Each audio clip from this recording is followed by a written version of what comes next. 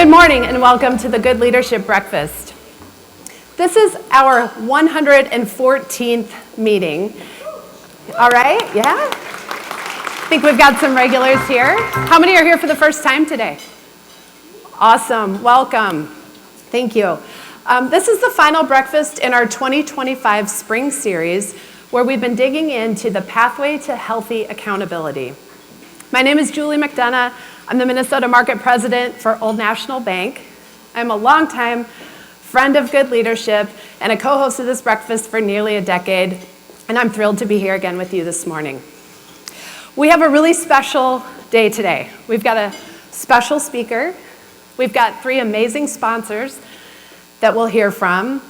We're going to do some leadership exercises and activities. Yep, we're going to make you work a little bit. We're going to make you talk to your friends at your table.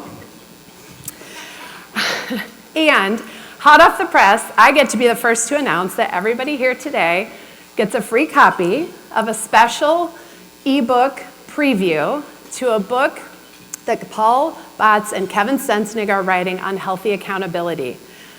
On the back of your program, there's a QR code. You can download that today. Okay, but first, Old National Bank is so proud to be the presenting sponsor of the Good Leadership Breakfast Series. We have a new commercial that we're going to play for you today, and I think you'll see that it's a perfect fit for this morning. After we watch the video, I'd like to welcome to the stage Shadi Alamar. He's the CEO of Wealth Management for Old National. But let's watch the video. At Old National Wealth Management, you get the whole team. I'm all about team, coach. So who's my quarterback? Wealth advisor, that's me. Player coach. I love it. Who's my running back? Private banker. Wide receiver? Financial planner, one team to grow your wealth. Now that's moving the chains. Let's talk about protection. Never blindsided by market fads. That's a heck of a playbook, coach. Welcome to the team. Fire feet! Let's go! Move those feet! Move! Go with the winning investment game plan. Choose Old National Wealth Management. Get old. Who didn't think old couldn't be fun, right? Good morning, everybody. So let's see, any Bears fans here? That's good. All right, any Vikings fans? Packers fans? No, nobody cares. Whatever. No, it's good to be here. It's good to be part of Good Leadership, obviously. We've been on this journey with Good Leadership for a long time. Old National, we pride ourselves for doing the right thing, for leading the right way. But there's a lot of analogy with football, actually. When you think of every player, we see them on TV, and we're proud of them, we cheer for them, but the reality is that there's an entire team behind them. There's a management team, there's a machine. I mean, the NFL is one of the best in the industry. From a client experience, from a fan experience, they built everything around their players. So when you think of your life, your financial life, there's nothing more important. That's what really fuels your dreams, your objectives, everything you want to do. Do you have a team around you, right? Every single player in the NFL has at least a coach and has an entire team. They look at plays, they learn every day. So what about your financial life? Who's your team? So I encourage you to reach out to your banker, ideally at Old National, as well as your wealth manager, and have a plan. Even if you're starting your life, do you really have a plan? Can you chart the next 5 to 10 years, and can you figure out how are you going to fund your dreams? So that's why we connect with Good Leadership, and that's why this message today resonates a lot with me. It's about you, it's about our client, and it's about our communities. So thank you for being here.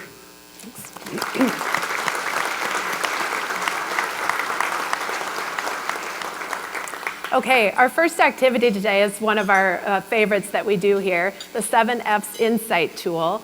And this is sponsored by our friends at Irish Titan and Darren Lynch, longtime friends and sponsors of Good Leadership. So we're going to watch a video first on Irish Titan, and then I'll have Darren come to the stage to share a few words as well. Sláinte, we're Irish Titan. We take our commitment to building and growing e-commerce channels very seriously. For you Simon Sinek fans, we have a golden circle. Our why is business first, online second. Our how is partnerships, not transactions. And our what is building and growing e-commerce channels. Irish Titan has 3 uniques. So if nothing else, please remember these 3 things. First is business first, online second. Second is our Titan only model. And third is our high touch, deep expertise, full service experience. Business first, online second. That's our why, and it means that it's not about bits and bytes or pixels or keywords. It's about how e-commerce amplifies your business strategies. Our Titan only model means that 100% of our work is done by our employees, who we refer to as our Titans. No contractors, freelancers, or offshore resources. And lastly, Irish Titan's high touch, deep expertise, full service approach has been offering a white glove, green glove, experience in building and growing e-commerce channels since 2004. Thanks again, Sláinte.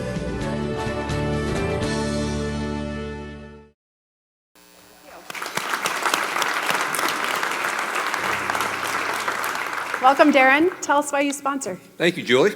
So we have been proud and loud sponsors of Good Leadership from the very beginning. I was actually at the very first Good Leadership breakfast. And so I've never been more excited about the work that they're putting out than they are now with this healthy accountability, which is why I'll go a little bit off script. So, by the way, Benny, I don't know how many times I have to ask for Irish jigs when I come up here. They're all the same. There's 100 of them, but they're all the same. So next time. Anyway, healthy accountability. So at Irish Titan, we have 2 lighthouses. You can't have more than one North Star, so we have 2 lighthouses. Had 2 lighthouses. One is our Golden Circle that was in the video up there. It talked about business first, online second is our why. Our second is POTUS, which is our 5 internal core values: passion, ownership, teamwork, impact, and skills. We've now incorporated a 3rd lighthouse. So when I'm interviewing people, including some new Titans who are sitting here today, they've seen me whiteboard the infinity loop about healthy accountability. We talk about healthy accountability during the interview process. We've incorporated it into our handbook. And just a few days ago, JC came to the office and did a healthy accountability workshop with all of our Titans. And so that is taking root inside Irish Titan, which is changing how well we perform, how well we work with each other, how well we execute. Because just because I'm passionate about it, that's not going to have the impact that I want. When our leadership team became passionate about it, that helped. When all of our Titans become passionate about it, that's when it really starts to fire on all cylinders. So that's why we are proud to be part of this last episode of Good Leadership's Breakfast. Pathway to Accountability, I think, is the title for this series. So let's have fun with today. We always walk out of here with lots of ideas. And with that, Sláinte, back to Julie. All right, thank you.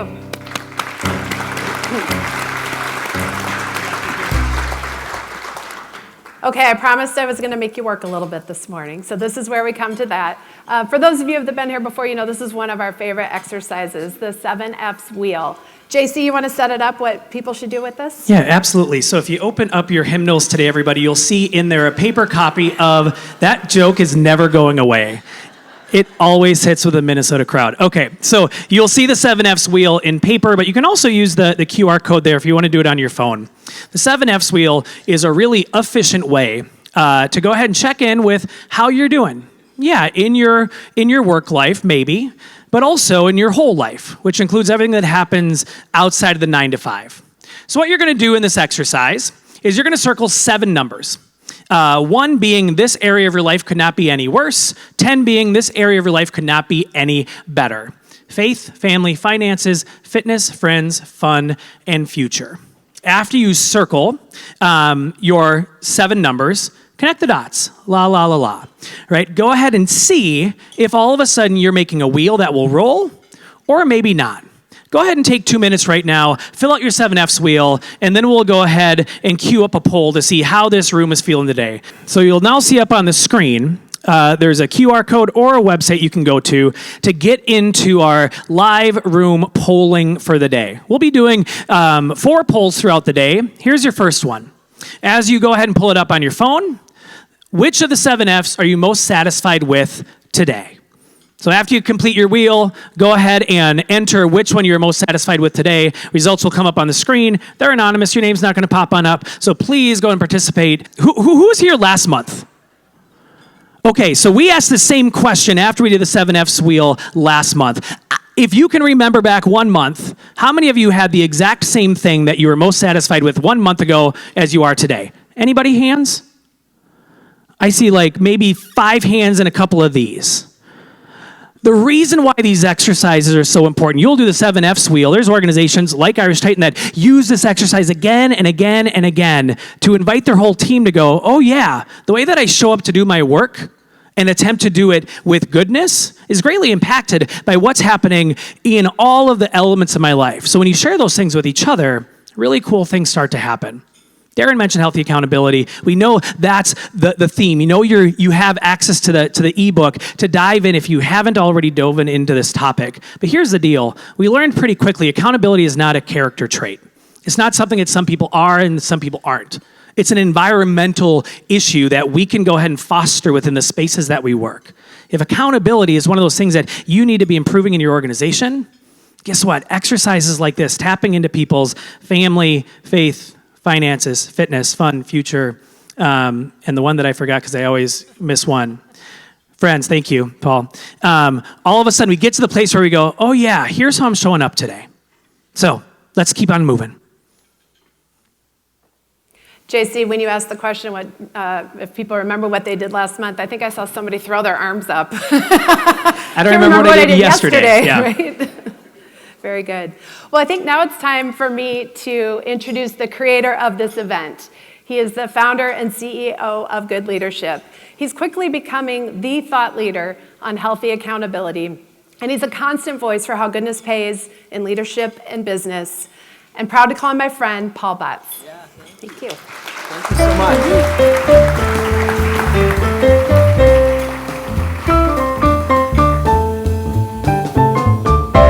Love that tune. Yeah. Thank you so much for being here. It's amazing how May and November is just always standing room only. It takes a while to build that momentum. And I want to immediately piggyback on what JC said. We have not always been fascinated with healthy accountability.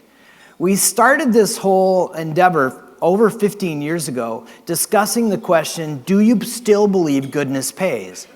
And the context is a world that just seems to be getting more and more challenging, more complex, darker, more cynical. So in that context, it was a pretty meaningful conversation in 2010. Do you still believe goodness pays? That led us to a journey of actually doing the research to identify, in the context of an organization, you could say business, but nonprofits as well, of course, what does goodness look like? How do people recognize it? And the definition that we came up with, that through researching with people like you, is an environment where people are thriving together in a culture of encouragement, accountability, and positive teamwork. So as executive coaches and people who do organizational effectiveness work, we can tell pretty quickly, what a culture of encouragement looks like or not. And we're really good at this positive teamwork concept. But over the years, we started having these conversations with clients who are saying, that accountability thing is not really working the same way it used to. It seems to be more elusive and more complex. And I've been doing this work a long, long time. There has never been a single subject that everyone wants to talk about until healthy accountability. And so one of the reasons I think that is because we have been trained over 50 years of business literature to think about accountability as a left brain thing. Linear, logical, analytical, verbal, factual, sequential. And you could just summarize this slide by this concept of the disciplines of execution. There was even a book that sold, almost 1 million copies by Ram Charan called The Disciplines of Execution. But the deal is, it's not working anymore. And so we put together a steering team who helped us think about, if we weren't going to think about it this way, if we thought about it this way, right brain, what happens to the equation? And so the more we discussed it with people we really respected and admired, they talked about situations where they had seen accountability as something that was a good thing. And so we came up with this hypothesis to study it. Healthy accountability comes from strong interpersonal connections and managers who are skilled at building shared commitments. That's clearly on the right side. So we did the research and we landed on a definition for healthy accountability, similar to the way we did it for goodness. So people recognize healthy accountability when people are winning together, when people win together, in an environment where individuals take personal ownership and embrace the support of the team to deliver quality work on time. The first time we shared this definition with the steering team, one person blurted out, "Who doesn't want that?" So that's why we've been so fascinated with it, and it also occurred to us that in the research there was one surprise. So the research, 170 interviews and about 4,500 surveys, we confirmed it, but we also missed something. And I think it's because the steering team was senior executives. We missed the fact that in a culture, when we ask when is accountability healthy and when isn't it, it's being role modeled either unhealthy or healthy by the senior executives. And it just proves this idea that it's more of an environmental thing than it is an individual character thing. When I saw this, I thought to myself, you know what, 6 times a year I get senior executives to sit right there in that chair. I should probably start asking them about healthy accountability. And we're actually not going to choose people who are bad role models for healthy accountability to speak at the breakfast. So that's been the focus. And so today has been really exciting build up for this. I have enjoyed getting to know our speaker today over a period of about 2.5 years in an environment that is really rare air. I mean, it's such a privilege to be able to look inside, under the hood of an NFL franchise. I mean, seriously.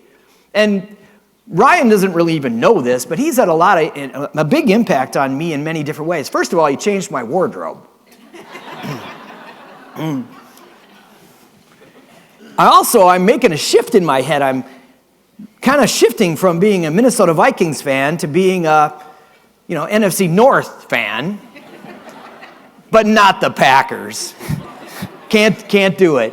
But also, I took my daughter and my son with my new Bears outfit to the opening game in Soldier Stadium last year, and it was just such an amazing experience to be down on the field and to feel like we were inside something that was just amazing, rare air. And so Ryan and I talked about what we're going to talk about today. There are many influences on this healthy accountability idea, and one of them is how well the organization selects and develops people around the concept of healthy accountability. And NFL teams who have to win football games do a lot of talent evaluation. Real time, by the hour. And so we're going to talk to him about what does it look like to evaluate talent this way? What does it look like to develop talent this way? And then how does that impact how he thinks about his real job, which is the general manager of everything related to football for an NFL franchise? I hope you're as excited about this as I am. And without further ado, we'll hand it back to you, and we can keep moving. Thanks. Great, thank you. Yep, bye.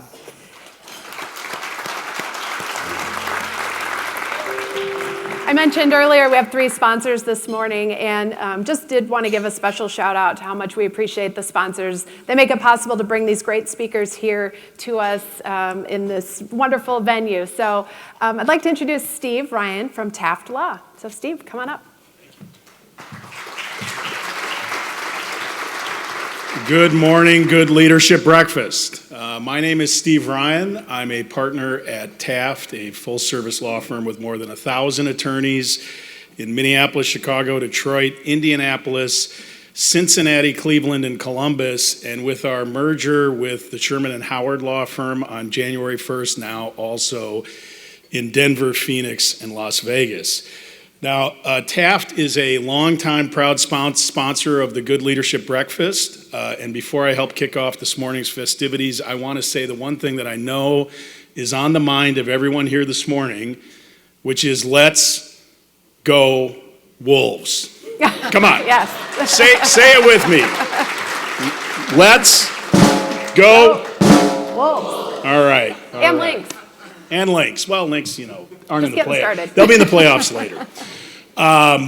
So at Taft, we've had the privilege of working with professional sports teams for decades, including the Minnesota Vikings on US Bank Stadium, the Minnesota Twins on Target Field, and most recently the Chicago Bears on their new stadium somewhere in metropolitan Chicago. Ryan, maybe you'll break some news for us today and help us figure that out. But in my 30 years of legal practice, I've learned a few things about business. And one of the things I've learned is that every successful business has to get talent right. And no one does talent like professional sports.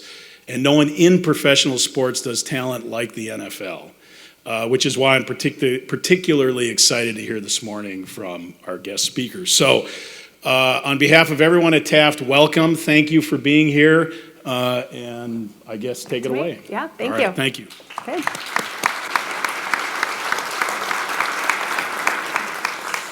Okay, time for another one of our favorite traditions here. If you go to your local hardware store, this is called the Handy Paint Pail, invented by our friend Mark Bergman.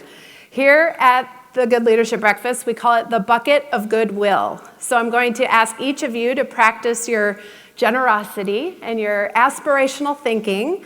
Dig deep in your pockets. We're so fortunate to be here in this great venue on a almost beautiful, almost spring day. But would love for you to put some cash in here. You can write a check. We take IOUs. We know where to find you all. Or there's also a QR code that you can scan. And so what we're going to do, after you do that, please put in one of your business cards. Our friends at Handy Paint Pail will match the donations that we collect this morning. And at the end of the breakfast, our guest speaker is going to draw somebody's card out of here, and you're going to come up on stage and you get to choose a nonprofit to donate those funds to. So we've been doing this for many years. We've collected over $436,000 that have gone to almost 100 different organizations. So again, asking you to be generous this morning, and we'll give you a couple minutes to make your contribution to the Goodwill.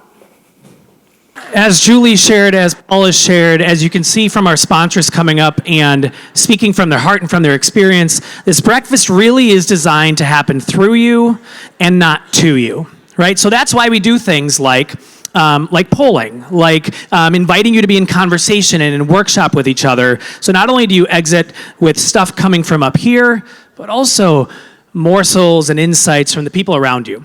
So we got a couple poll questions today.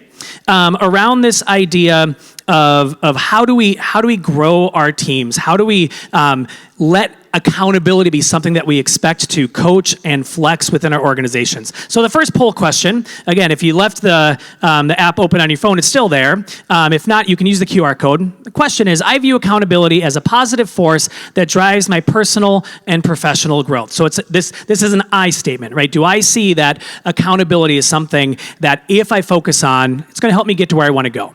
So as we take a look at the answers, we can see, hey, 2/3 of you strongly agree that accountability, in theory, is something that's going to help you personally and professionally grow. Now, the question didn't ask, does accountability feel good? Is it something that you crave in the morning when you wake up? But is it something that you know is going to help you go? The thing I want to point out here, though, the word strongly brings us into a different mindset. Right? Strongly creates a reactive response, a fight-flight response. 70% of you either said, yes, I strongly agree, or I strongly disagree. The other 30% of you had to go, well, I agree. Yeah, I'm not really sure. Accountability often brings us into this mindset of fight, of there's a game, there's a moment that I need to take it, grin, and bear it. Let's take a look at the second question. My manager consistently provides performance feedback to me about my accountability. Now again, it's not, does my manager provide me performance feedback? No, it's a smaller aperture. Does my manager say, hey, can we talk about how you're showing up accountable in your work? Go ahead and answer the question. We'll see what the results show.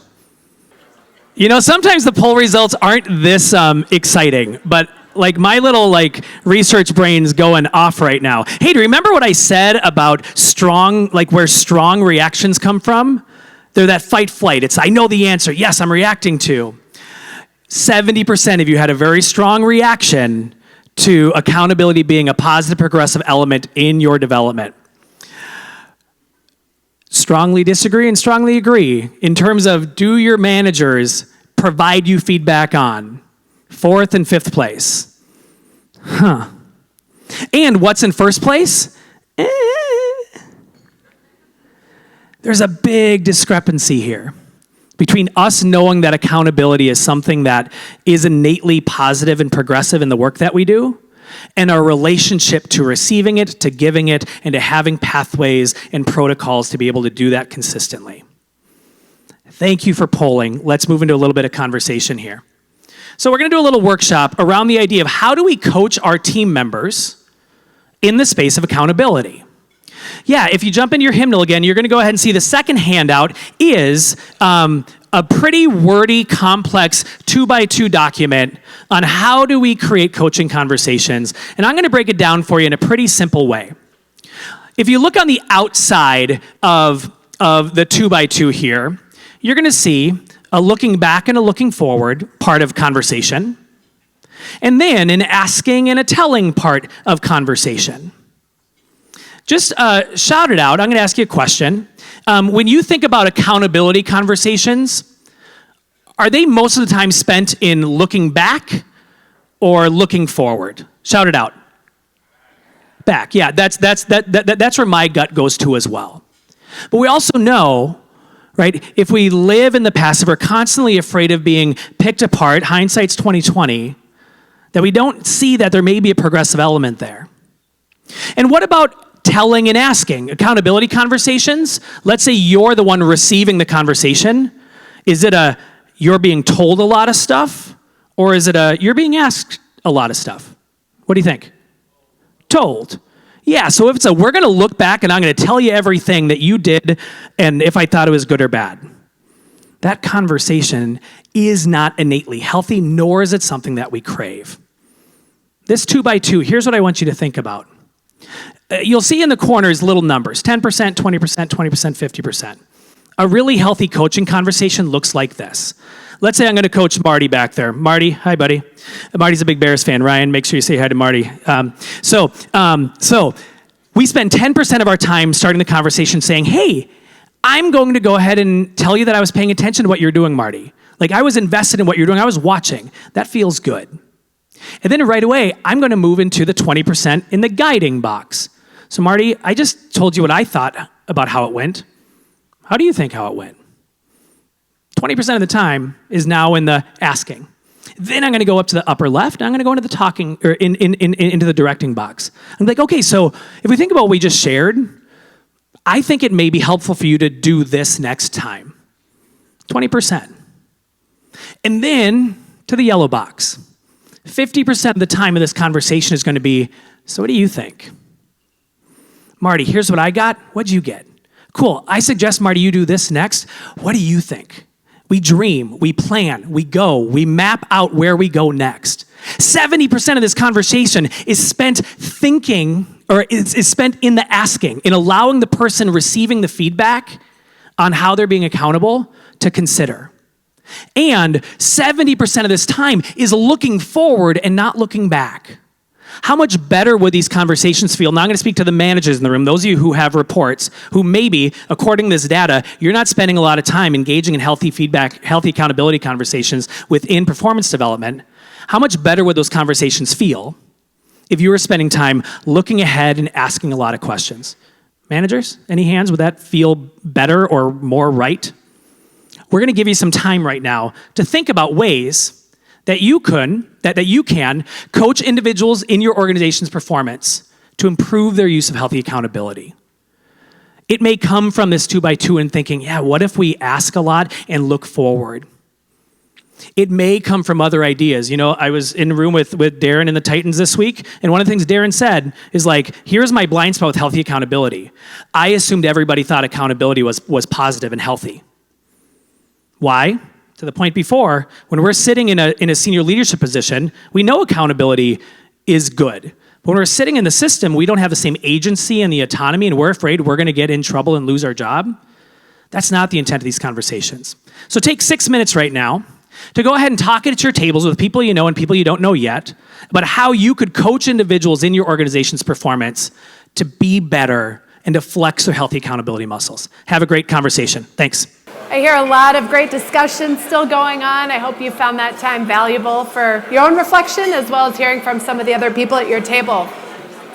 Okay, I'd like to draw your attention back for our final poll question. So after your discussion today, what is one word you would use to describe how you are feeling about the future of healthy accountability in your organization? All right, so as we have about 140 responses so far up on the screen, optimistic, hopeful, and excited. You know, again, the question is phrased, the future of healthy accountability, but as we think about this conversation, if we have our coaching conversations with one another on where we are going, with an awareness of where we've been, yeah, it makes sense to your first poll question that it's the calibration of the conversations we need to work on, not the understanding that accountability is healthy. Paul, any thoughts? Ryan and I were talking about the backward conversation, looking in the forward-looking conversations, and in the situation in the NFL where these people are making gazillions of dollars and have so many options in their lives, the only thing that motivates them is who do you want to be, how do you want to look on film? So to be able to say, if you didn't like how it looked today, what can we do to help it look better tomorrow? And that is this tool that we put in your hands. By the way, when we train executive coaches, this is the tool that we use. This is what they do. So we just gave you the secret sauce, and we hope that you use it and tell us how it worked for you. I'm going to hand this back to you. Yeah, thank you. Well, now, without any further ado, I'm super excited to let you inside the conversations that we get to have with fabulous people. This is rare air. I'm so grateful that Ryan was able to find a sliver in the NFL schedule to be able to come through Minneapolis. And you might notice that we normally do these on Fridays. We did them on Thursdays because he's worth it. So Ryan went to college at Boston, in Boston College, and just returned from an alumni event to come here. He went from the NFL to becoming an executive with the Kansas City Chiefs, and today he's the general manager of Chicago Bears. And to understand what that really means is there are three parts of an NFL team: ownership, business operations, and football. Every single thing that rolls up to winning football games, including what they eat, he's in charge of. So then, personally, he married his high school sweetheart. That has been a constant theme over the 114 breakfasts. We've written that same bullet a number of times. He's an avid golfer. We spent a lot of time talking about that earlier today. And he played football at the same college as his dad. Please join me in welcoming Ryan Poles.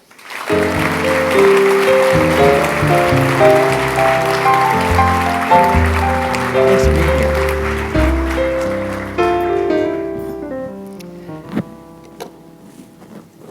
So you had a chance to prepare for this. When you hear us say the words culture of healthy accountability, what goes through your mind? Yeah, what goes through my mind is really four things. Clear expectations, ownership, I would say selflessness. We lost your mic. Oh, there, it's under. Okay, got it. Yep. Good. And then truthful feedback. Those four things come to mind. The clear expectations, especially in a position of leadership for the last few years, I've just understood the value of everybody understanding exactly what do you expect from me? What do you need me to do? What is my job? What is my role? That has been so important in my development to make sure that I deliver that, to create this accountability and a really good culture that people enjoy working and they feel like they're growing. The ownership piece is another one, and I really think, again, it starts at the top. I mean, are there examples of you saying, that's on me, right? And then that just spreads through the entire organization. And you can feel the shift when you do that from the top. The selflessness, it's the team part. It's better for the group. It's the team before me. That really, again, shifts the room, and we spend so much time together in this space. If that selfishness is there, you can forget accountability. And then that truthful feedback. I love truth is a loaded word. Yeah, and I think that's why we saw that very neutral up there. Yeah. Because that's the hardest part. Yeah. How can you deliver that information? It's uncomfortable to give and it's uncomfortable to receive. But can you deliver it in a way that again, is inspiring to someone. So they say, you know what, those are my struggles. The other thing we don't talk about too is the strengths. Like, it's perspective. So sometimes, like a lot of times, I need to know what you think I'm doing well, so I can continue to lean into that and provide that for the group. We have a lot to talk about around talent, but Yep. first, will you tell us where and how did you grow up? Yeah, so Western New York, it's a town called Canandaigua. Is anyone familiar with Canandaigua? One of the Finger Lakes, Western New York. Hey, somebody up there, awesome. Love it. It's beautiful this time of year, all the way through the summer. It's the lake region. I love it. It's a great place to go back to. But yeah, I grew up there. Great family, blue collar. My father was a police officer. He did play at Boston College, played in the league for a short period of time. Yeah. My mom ran a house cleaning business. So just a lot of hard work, which rubbed off on me. But very loving and encouraging.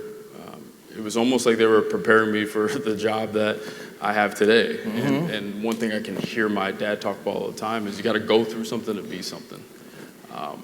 And to me, as we're building this thing in Chicago, we've had to go through a lot. You know, and it's not easy. It's not the instant success. And I understand from our passionate fan base, they want it right now. I get it.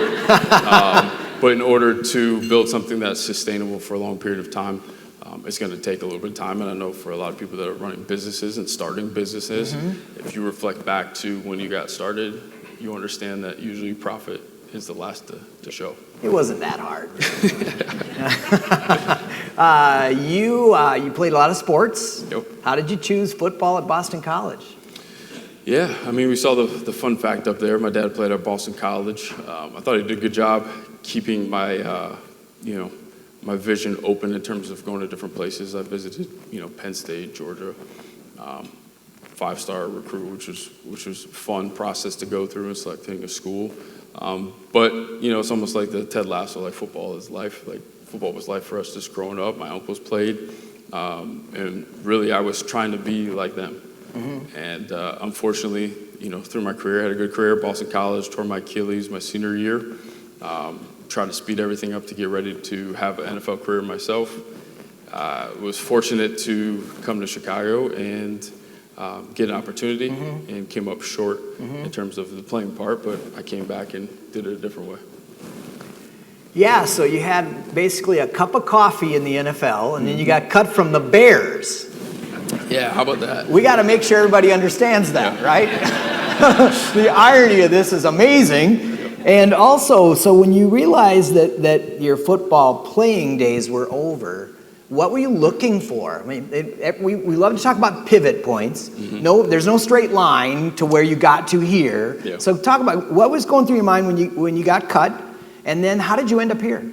Yeah, so when you're going through that process, everyone's telling you, and listen, my dad went through the same thing, came up short. It's, when football's over, what do you want to do? Make sure you have those plans ready to go. That's part of the reason why I chose Boston College. There are some other schools that probably were better football schools, but from an educational standpoint, were going to set me up if football didn't work out. So, you plan for that, and it's like everybody's got a plan until they get punched in the face. Well, you get punched in the face when your career comes to an end. So I was going to get into marketing. I was up in Vermont with my now wife, Katie, and trying to figure out what I want to do. And I got a phone call that said, hey, when you come to Boston College and take a recruiting GA position? And I said, I'm on my way, because it was in the middle of winter in Burlington, Vermont. Yeah. So I went down to Boston, jumped back into BC, did some recruiting, met a lot of NFL scouts that were coming through. They were doing evaluations. And I said, I love doing this. I would love to get in the NFL. Well, the Patriots were in the middle of their deal. They were winning. Scott Pioli gets hired down in Kansas City. I send my resume everywhere, end up getting hired by them, and go through a beautiful journey. It's beautiful now looking back. In the middle of it, it was not beautiful because it was hard. But climbed the ranks just from a scouting assistant, which basically is an intern, and got to coordinator, which was a great opportunity to become kind of the central circuit board for scouting. Everything runs through you, communication, direction, logistics, and then moved to our director of college, which again was starting, this path of leadership, and then director of player personnel, and then had an opportunity to take my first interview in Carolina, which I learned a ton. It was the first time someone says you're not good enough for something, and it's like, okay, I got to self-reflect and figure out, how can I fill those blind spots so I can get even better. So that drive kind of kicked into to the next gear from that experience. And then the opportunity to interview with a couple other teams, Giants, Bears, and Vikings, and ended up flying up to Chicago, and they didn't let me come here to Minnesota. Yeah, well, you're back here today. That's for dang sure. Yep. So let's just talk. So you went through the Kansas City Chiefs organization, which is an amazing place. Yeah. World champions. You learned all sorts of things. Then you get this job in Chicago. Yep. My guess is you've learned more in the last 3 years in Chicago than you probably learned in the rest of the time combined. Oh, yeah. Yeah, so talk about that. I mean, you at one point were the youngest GM. It seems like there's one younger than that now. And now you're entering your 4th year of, running one of the most visible businesses in America. Yeah. So let's just talk about that. What are some of the life lessons you've learned? Yeah, I heard this line the other day, and it hit me because it applies. You learn that you're going to get your heart broken. There's situations that are going to break your heart, but clear your vision. That part, some of the decisions I've had to make, the hardship we've had to go through, it stinks and it hurts. But the clarity that comes from that allows you to improve, not only as a leader, but as an organization to continue to improve and get to where we need to go. That was the big one. The second one is probably the power of delayed gratification. We've had situations where I've had an opportunity to walk in the door, don't have much cap space. For all of you that don't know, cap space is the amount of money they can spend, but really it's your max of your credit card. You can keep swiping that credit card. At some point, you're going to have to pay the bill. So cash matters there too. So we just kind of took it on the nose and said we're going to have to get through this the hard way. We did that. We've had the first pick and looked at the draft class of quarterbacks and said, I'm not feeling it. And, and then there's outside pressure when you're in sports. Our beautiful fans. Yep. Tell you how you feel. They got my phone number too. Yeah. So saying, this isn't right. I'm not going to force this decision right now, so I'm going to trade it. The man upstairs does a great job, gives me the first pick again, and we capitalize on that, and we're growing in that position too. So just being able to hold off, knowing that, it's going to hurt today. Patience, it stinks, we all know that, but in the long run, it's going to be better. So those are the two things that really stand out to me. So we talked about the importance of talent selection and development to create an environment where people want to be accountable. The talent part of the NFL has always just been fascinating to me. It's the truth. And if you're an athlete making your way to an NFL team, pretty much every single thing you've done outside of the bathroom gets videotaped. Yeah. So that's we would call that an inspection cycle. And so that you guys watch a lot of tape. Tell us when you do that, why are you doing it, and what do you do with the information? And let us inside to what it looks like to actually manage talent for a professional football team. Yeah, so we talk about it, the phrase that you hear since I've been a kid. My dad was a coach as well, but the eye in the sky doesn't lie. So everything that you do is being recorded, and we're going to review that. We've already established the expectations of what we need out of that player and out of that person in any given moment, if it's offensive, if it's special teams. And we watch it, we grade it, and like you said, we inspect it and say, okay, how did we grade? And our players get graded all the time. And they get that feedback. How you give that feedback is critical. It goes back to the things we talked about, like the truthful feedback, how you deliver that information. Ben just coming here, we had a team meeting, and Ben had this section. It was no, yes. And he put it up there. I was like, what is that? And it was examples of how we're not going to do it. It was 3 of them. And then the yes was the example of how we're going to do it. Like, that's the standard. You met the standard. And there's a way to deliver that where it's not just beating down the room over and over and over again. You got to give some light and give some encouragement, which was interesting because the night before we were talking in the hallway, and he was like, "It's not where it needs to be." And I was like, "Ben, we just had our first practice." Yeah, one practice. Yep. And I said, it's going to take some time. And he was actually, he's so thoughtful. And I know we're going to get to that in a minute, but he was so thoughtful in the way of how did he want to deliver that information to the room and give that true feedback. So on the scouting side, we do the same for the draft. We are watching players, we're grading the players, and we're having a lot of discussions in the room of do we want to bring this player into the building. And they have to meet certain criteria. But everything that we do, we're watching that tape and we're grading it. And the whole point is, can we get it better from the first practice to the last?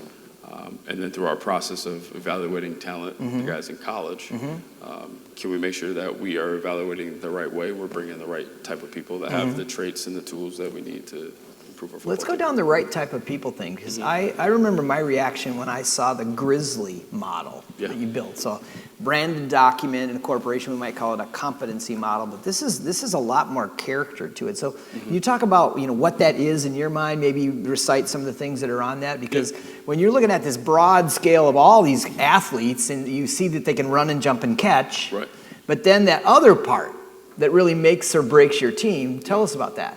Yeah, the biggest part of we all know of culture is people. So we need to make sure we're bringing in the right type of people because we know if we bring in enough of them, it will shift culture and get our organization where it needs to be. Yeah. So we have a Grizzly model. There's a lot of different character topics that we discuss, but some of the key ones that go into our Grizzly model is coachability, passion for the game, grit, toughness. There's one more that I'm missing. Playing with pain? Is that in grit? That's in grit. Yeah. Yeah. And we grade that, and if we have a scale from 1 to 9, there's no 5. There's no 5 in the scale, so it's 4 or 6. You can't ride the fence there. We like that philosophy too. So we do that, and if they're 7 or above in all those categories, we put a Bears logo on top of their tag to say like there's something different about this person, and they can move our culture in the right direction. So we lean into that a lot, and like I said, we have about 4, 5, 6 scouts that are grading this to make sure as I'm looking through those grades, do I have 4 or 5 people all saying the same thing? Is it different? And we'll have discussions based on that. And if there's some gray area, we'll bring that player in and we'll talk about that to the player to see if we can get some clarity on things that we're not sure of. Yeah, it's a fascinating system, and you obviously have to triangulate that information. You talk to coaches and people who played with them and all that sort of stuff. And that's the hardest part of our job. Yeah. You go into these schools and you're asking questions to get those answers. There's folks in those schools that want to promote their player. Yeah. So you may not get the complete truth. So you got to hit 4 or 5, 6 different sources to feel really convicted about the grade that you give. And I'll tell you, the landscape of college football has changed significantly. There's so much money. The Michigan quarterback's getting $4 million a year. Yeah. Which shifted accountability really because they also can transfer whenever they want. Yep. So if I hold you accountable, if I give you too much truthful feedback that you don't like, you can say, see you later. And we have to win football games. So what you have is, it's so important for us, not just with our staff, but specifically with our players, to give that feedback, to teach them how to receive feedback in order for us to get a player to develop and grow. So you mentioned that you had the #1 draft pick in the NFL, and then you traded it, and then the next year you got the #1 again. Yep. Amazing. And then the hottest football coaching prospect in at least a decade was on the market, and you got him too. Yep. Ben Johnson, who was the offensive coordinator at the Detroit Lions in your division, saw him all the time. And when at his press conference, he stated right away, the first thing he said was, I want to be here. Yeah. How did you feel? What did you hear in that statement, and what did you feel about that at the moment? Well, I was happy, relieved. And really relieved. But I also was proud, and I don't want to ruin your last question, but That's okay. We'll get there.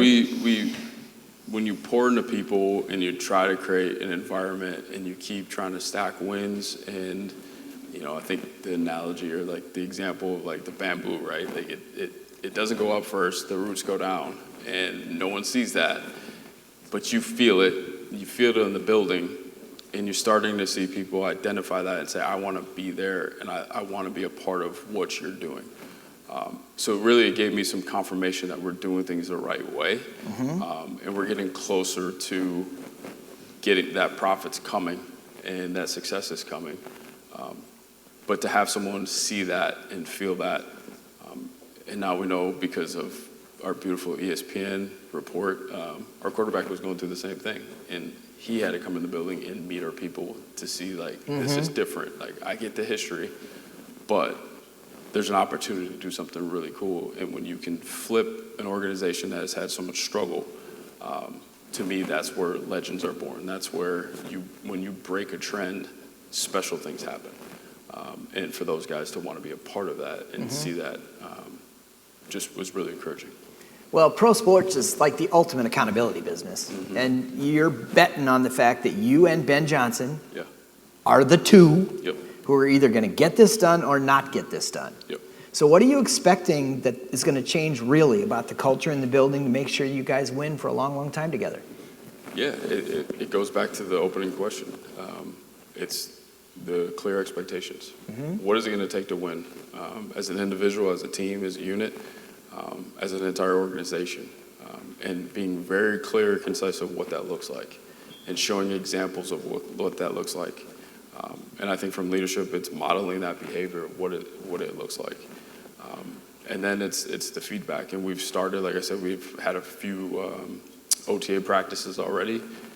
It is different, trust me. And it is hard, but these guys are eating it up. And I can see, at first it's like a place of fear of like, it's a lot. But why is this information coming to me is because we are, again, trying to break this trend. We are trying to do something special as a unit, but we're also trying to put these players in a position to be successful. Like, we don't hide from the fact, like, part of this is those guys getting paid and getting to a contract and changing their family wealth. And that's what we're doing this for, is for the team and the individuals to grow and improve.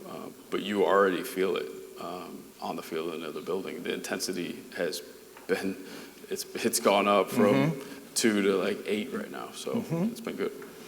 Yeah, I can't wait to see it, and I'm sure you can't either. You'll hear it first. Yeah, we'll hear it first, yeah.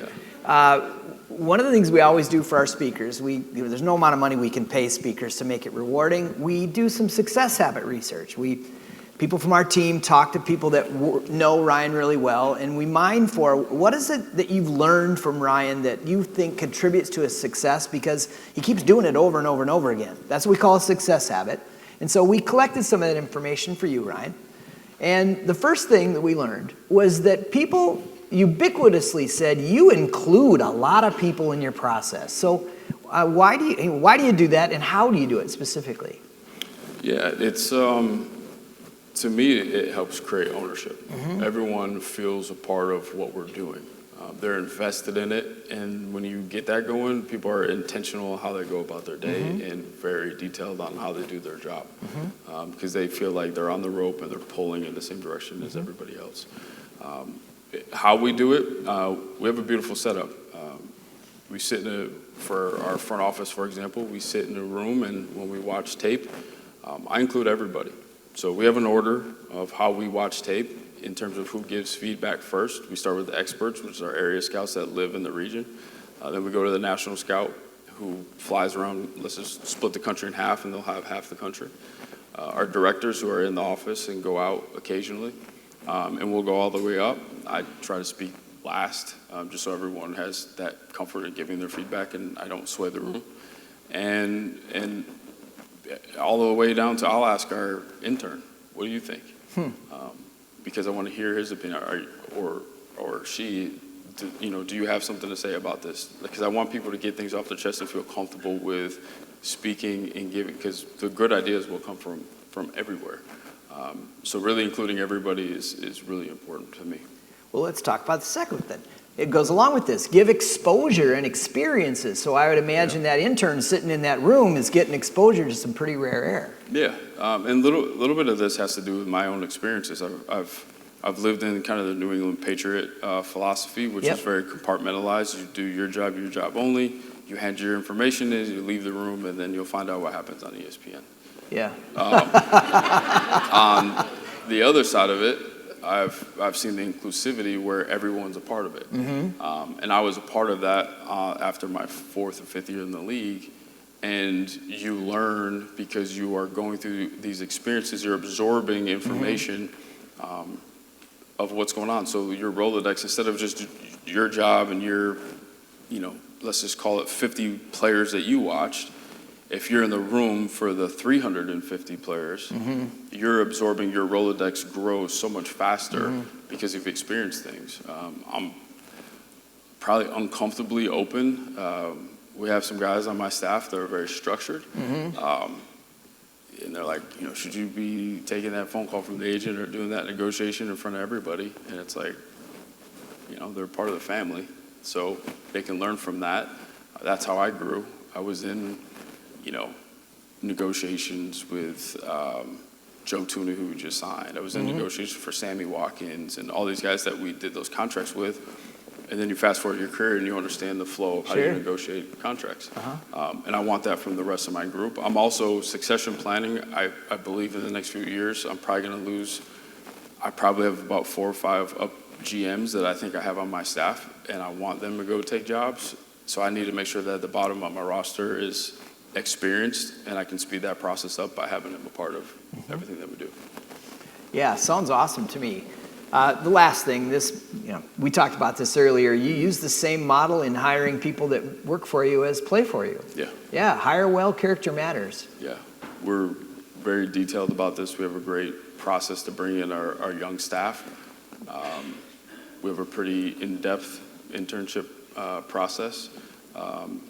I was proud of our first 3 when I got in the building. They've all been promoted. The next 3, I could promote really all 3 of them now. They're ready for it. I just don't have roles for them, so they're going to have to be patient and continue to work and grow, and we'll keep feeding them that way. But you got to be able to fit in the room. You got to be able to handle the way that we do things, because there's a lot of candor. There's a lot of good discussions. But there's responsibility to that, and there's a special type of person that can handle that. Like I said, I'm going to expose you to everything, so I got to be able to trust you, and you got to be able to handle that and take it the right way. Because if you give too much and you open all the doors, like we tend to do, that can be abused as well. Sure. So JC's in the back of the room. He's got a question. Out in the nosebleeds, y'all. Yeah, well, somebody's hurt their neck looking back at you there. Michael Freelick said that Andre would have the best question, so I ran all the way back here. Andre's got the question for you, Ryan. Well, first, thank you for being here, Ryan. I'm Andre Creighton with CLA. Question I have for you, it's kind of a fun one, I hope. If accountability were a player on your roster, what position would they play, and what would their scouting reports say? If accountability was a player on the roster, give me the last part again. It threw me off. So if accountability were a player on your roster, what position would they play, and what would the scouting report say? Great question. That's a good question. It wouldn't be a punter, would it? That's deep. No.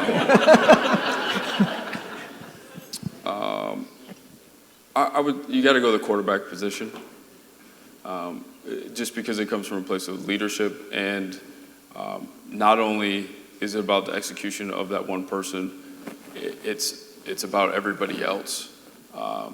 It's the expectation of everybody else being exactly where they're supposed to be for the play to be executed properly. And that position oftentimes is the one that's going to give feedback. Like we see that when we watch TV, especially the guys that are very experienced. They're going to let you know like you weren't where you were supposed to be, or that's exactly how I needed it to be.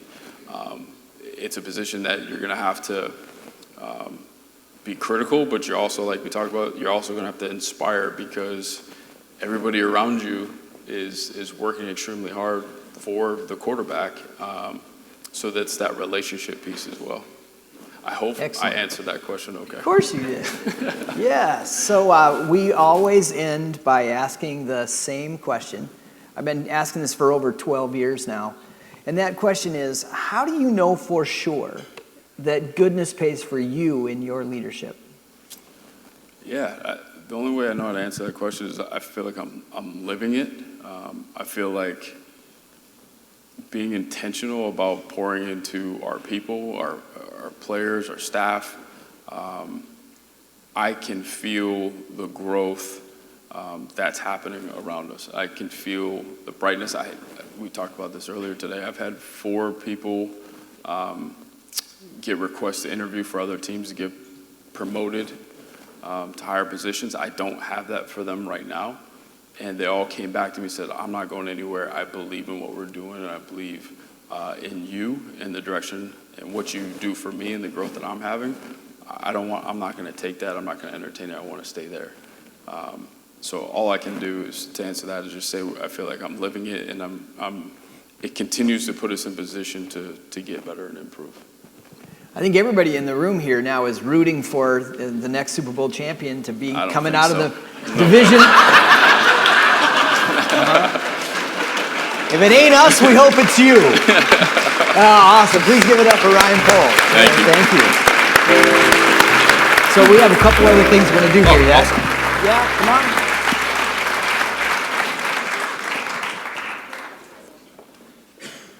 Okay, Ryan, thank you picking a card. so much. Before we have you draw a lucky winner here, Good Leadership is donating $1,000 to the charity of your choice as a thank you for being here today. Do you want to share where that's going to go and why? Yeah, it's an organization called Build. They have a facility on the southwest side of Chicago. They've created this safe haven for youth where they can go there and work on their craft. There's a music studio, there's a gym, a place to do work, there's a laundromat for them to do laundry if they got some things going on at home where they can't get that done. And Adam Alonso is the CEO. I've worked with him over the last few years. He's done beautiful things and really is impacting the community. Fantastic. Awesome. Thank you. Yep. Yeah, All right. thank you. Okay. Thank you very much for your generosity. We raised $2,806, so with the match from our friends at Handy Paint Pail, $5,612. That brings our total to date to over $447,000. Yeah, that's amazing. So Ryan, will you draw a lucky winner? Does the Vikings crew have a card? Let's hope so. Companies Gladly. Carl Carl Rafus? Rafus. Rafus? Where's Carl? Yeah, here you go. Come on, Carl. Oh, you took a picture with him. Bears fan. Yeah, Bears fan. Bears fan. Yeah, come on up here.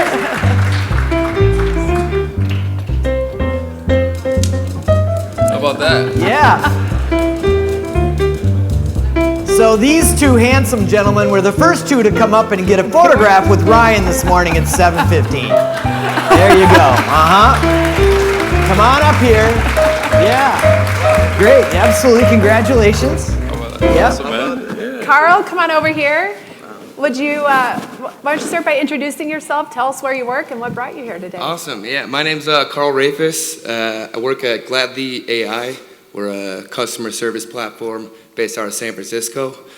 I came here today because, well, my mother invited me and my brother to come to learn about good leadership in general, but also because Ryan Poles is going to be here, and we're huge Bears fans, so that's a big part of it today. That's awesome. Okay. You want to introduce your friend?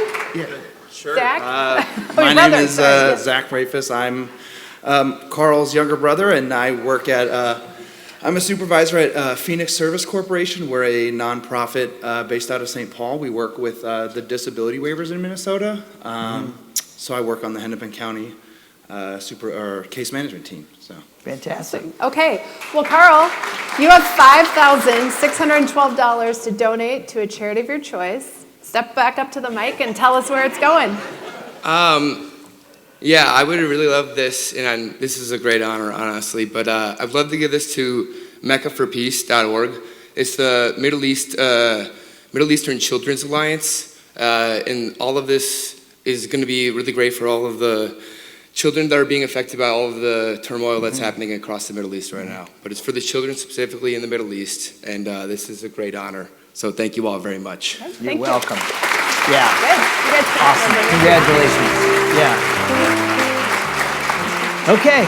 Thanks again. Well, before I let Paul wrap up this morning, I just wanted to make sure that you know who's on our lineup for the fall.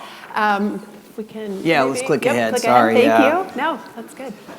There you go. I hope everybody has a wonderful summer. We had a great spring series. And here are the dates for the fall. So September 12th, Dr. John Pryor, October 10th, Sean Morin, and November 14th, Jude Bricker. So mark your calendars for the fall events, and I'll let Paul wrap up. JC, you want to come back? Yeah, I'll just quick. I've been in the routine the last couple of months of doing the so now what, right? We know that we have an experience like this, especially this is your first breakfast, and you go, wait, so now what do I do? How do I take this energy forward? A couple things you can do. A reminder, as Julie shared before, you all have access to go ahead and get the free ebook. QR code there. Yep, I see some of y'all getting your phones up. That's exciting. And then also, next slide, you can pre-order your hardcover copy of the full book, which will be out this fall. But when you put things on your calendars, we know our consistency to doing that thing happens so much more often. And Katie's reminding that the QR codes are also within your hymnal. So if you didn't get them there, you can. Thank you, Katie. You can go ahead and get them in your hymnal. But as Julie just shared, right? Put these dates in your calendar now for the fall series. Right? You put them in your calendar, and then even though fall is very far away, even though it doesn't feel like it outside, you have the opportunity to go and be like, that's right, here's something to look forward to. With that, Paul. Thank you. When you come in September, John Pryor, he's someone that's known very well across the Twin Cities community as a physician leader. He's had multiple positions in places that you've all heard of before. The Proliance Surgeons Organization is a fantastic company out in the Seattle area. And it was with John's encouragement and a couple other people that you've met before, one guy specifically, Troy Simonson, who's been a part of this as a speaker. They really encouraged us to launch this program going forward. It's the Good Leadership Physician Leadership Accelerator. And what we're learning is that as medicine gets more and more complicated, these physicians are being pulled into things they don't know anything about. Surgeons will tell us, I know how to fix somebody with surgery, but dealing with real people who aren't patients, that's messy. And so this program is all about that. I know many of you are involved in healthcare and medicine in one way, shape, or form. We want to talk to you about this. We think this is going to put the Good Leadership brand on the map in all 50 states. I've never been so excited about anything as I am about this. What we're going to do here is work with this steering team. I think many of you probably know people, at Health Partners, et cetera, et cetera. This is the group that's really helping us make that happen. We will launch that the day after the Good Leadership Breakfast in September. So I want to remind you that we have been committed to this idea of goodness for a long, long time. Goodness is when people thrive together in a culture of encouragement, accountability, and positive teamwork. And we are discovering now that healthy accountability is the glue to that equation that makes goodness pays. Our mission here is to engage you both heart and soul, to understand who are you and what impact do you want to have on the people back at the shop. This is a really important mission. As a business owner and someone who's trying to hold up my responsibility as a thought leader in my industry, I've been studying how we as Americans think about the world. It's changing rapidly, but there's some things that are true that we need to reverse. In the last 25 years, our trust in the institutions that have knitted us together, government, big business, organized religion, and the media, has dropped almost 40% on a 100% scale. what's fascinating about this is the same thing that the people that are studying that are also studying human behavior and how we feel about ourselves.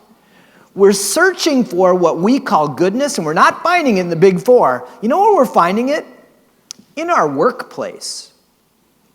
Our attitudes about our colleagues, about our managers, and about the company in general, the culture, have never been more positive and more fulfilling for people than they are right now. That means that we are being good leaders who are radiating goodness. And we need to celebrate that. If you decide you're curious about our healthy accountability research, the preview ebook is free. I had a blast working on this book, and now it's not quite as fun to finish a book as it is to start it, but I'm working on it right now.